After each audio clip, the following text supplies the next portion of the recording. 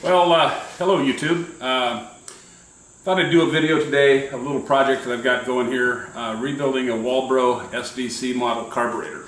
I've done several of these over the years, and they're not particularly brain surgery or rocket science, and as long as you follow a process and kind of take your time. These carburetors were pretty prevalent on many power saws back in the, particularly McCulloch's, which for my collection I have quite a few of those, so I've done this quite a few times, and I thought I'd go ahead and do a video here for you. But the SDC model Walbro was prevalent on many of the 10 series from the mid-60s to into the mid and late 70s saws. So they're pretty straightforward.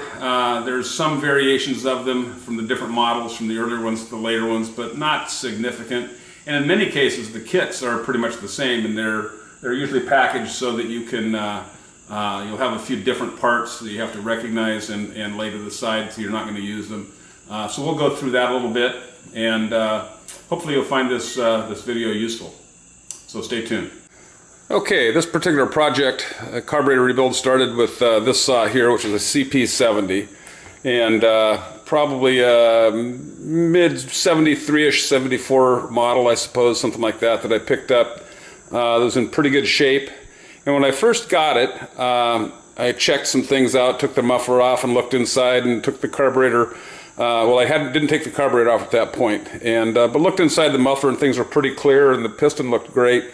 And so I put some gas in it and cranked it up, and it ran like a dream. And then I set it aside for a few weeks or a month, I guess it was. And the next time I had it out, I noticed that it was kind of coughing a little bit, and just wouldn't stay running properly without using the choke. So I figured probably a classic example of where the carburetor got a little gummy in it and needed some attention. So I went ahead and took it apart and took the carburetor out, as you can see there, and put a little piece of cloth in there so I didn't inadvertently drop something down in the into the cylinder. So let me go over here and kind of show you how I go about these things. What you'll see here, I've got laying on the bench, I use some paper towels to lay out, and I take the carburetor apart right here. And this is the metering side going over to the intake side, the pump side here. And the reason I do it this way is you lay some paper down like this, and you can easily keep track of all the parts and whatnot that you've taken out, and some of these are pretty darn small. You'll go down here and you'll see that little screen there, or this little screen there, and a little snap ring right there. Those are very easy to lose.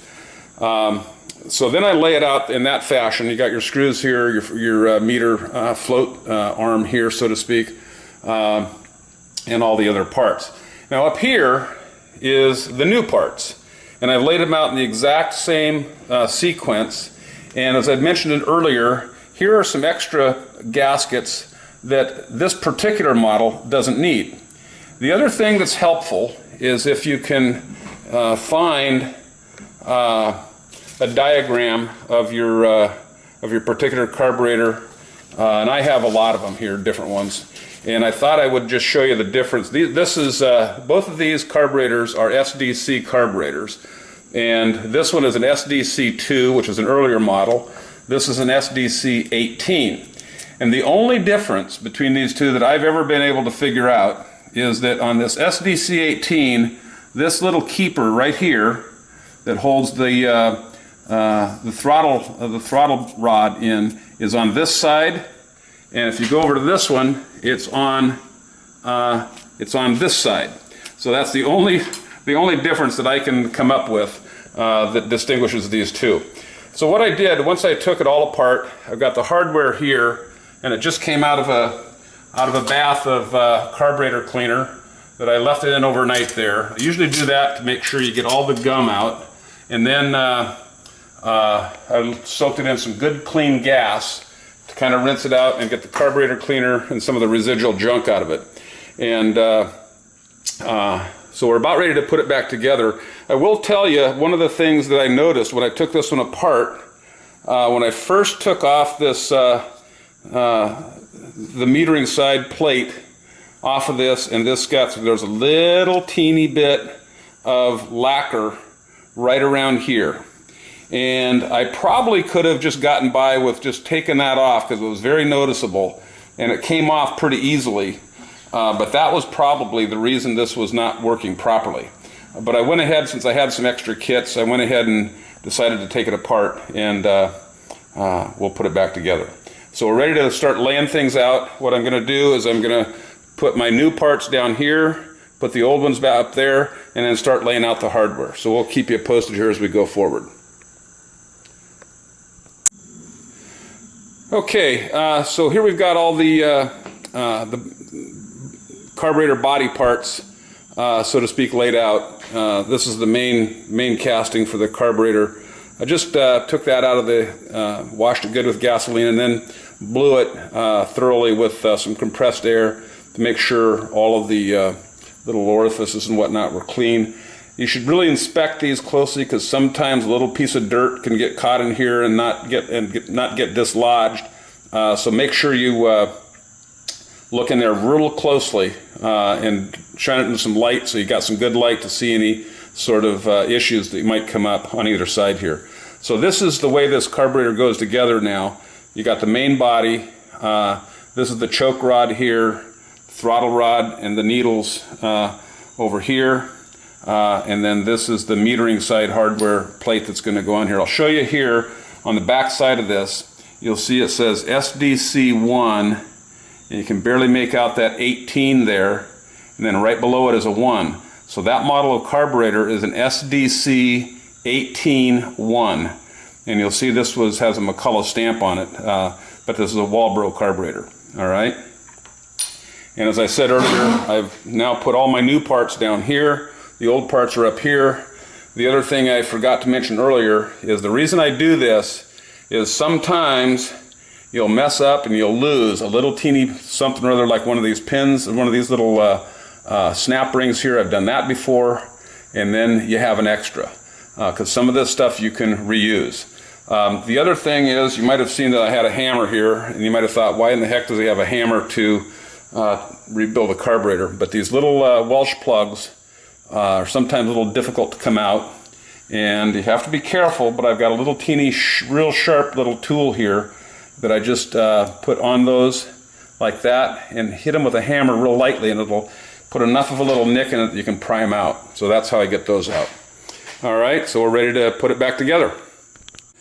Okay, we've got everything back together on the metering service, the metering side here, and one tip that I'll give you is right underneath here is where this little teeny O-ring, or this little teeny snap ring and screen reside.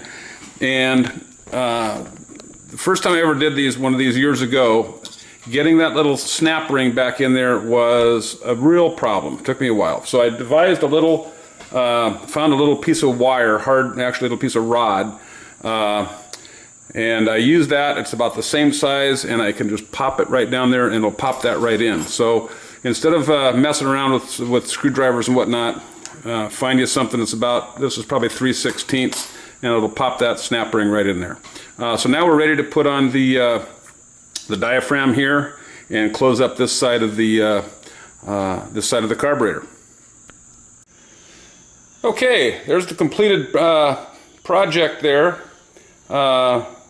Got it all put back together. There's one thing that I forgot to mention on the intake side of the carburetor. On this back of this plate here, there's actually two little alignment pins that fit in these gaskets. There's one little hole right there and one right there. So that's pretty tough. If you follow that, it's pretty tough to get them out of alignment. So I forgot to show you those earlier, but when you put this back on, there's two alignment pins that'll get you, that'll help you keep those lined up so you can't get them on backwards. Now, as I mentioned, I got a few extra parts because they give you an extra one of these. These came out fine, so I'm going to keep these. I'm going to keep this, and I'm going to keep this needle here, and I'm probably going to keep these gaskets here because they're not too awfully bad. And if I'm in a pinch sometime and don't have a kit, I can probably reuse some of those parts. Or if you are doing this and you lose one, it's nice to have a backup. So I'll put those in a baggie and kind of keep them marked, and if I need them at some point in time, they'll be available. Now, I would put this back on the saw right now and kind of show you, but I'm waiting for a carburetor gasket here. When I took the carburetor off, this one broke, so I need to get a new gasket. As soon as I get that, I'll put it back on the saw and we'll go from there. We're going to go ahead and now put the carburetor back on. I got a new gasket, carb gasket there. And I typically put just a little teeny bit of grease on there, underneath it there, to make sure the gasket sticks good, because otherwise when you're putting that on and getting the bolts lined up, sometimes the gasket will slip a little bit. Not much, just enough to kind of get it to stick. And you want to make sure you don't put the grease over here by this, this hole right there, because that one needs to breathe, and if you get some grease in there, it can get mucked up. So we'll go ahead and put the carburetor on there now. Okay, we've got the carburetor installed, and everything all is hooked back up. Got a new air filter for this one also, so we'll put that together. We'll give her a little shot of fuel in the carburetor to get it going and give her a whirl. Okay, we've got everything buttoned back up. Had to tune it a little bit. I don't have a tachometer, so I'm just kind of doing this by ear, so to speak. I think we're pretty close. We'll crank it up here and see what we've got.